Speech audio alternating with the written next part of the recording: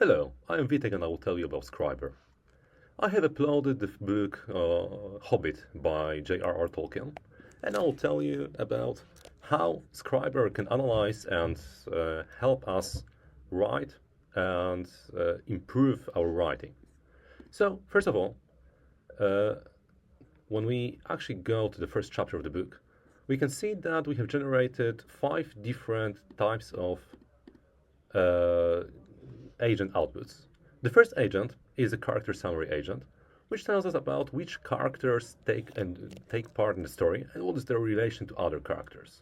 We can also visualize that using the character relationship graph, in which we can see that Bilbo Baggins is the son of Belladonna Took and Bangu Baggins, as well as being host of the dwarves and Gandalf.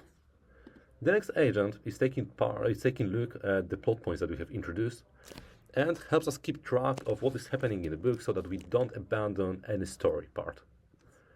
Finally, we have 2 more agents, the timeline summary agent, which tells us what is happening in the given chapter, and the location summary agent, which helps us not to leave anyone standing.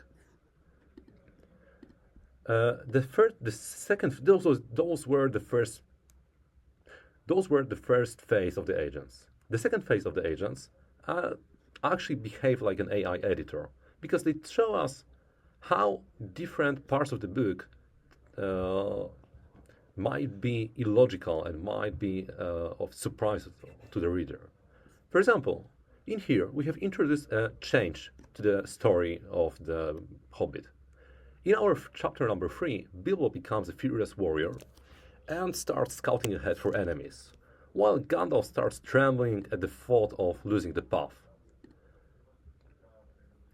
We can do a back and forth between us and our AI editor, in which we can either agree and change the story, or we can disagree and discuss how to improve the thought that we want to convey.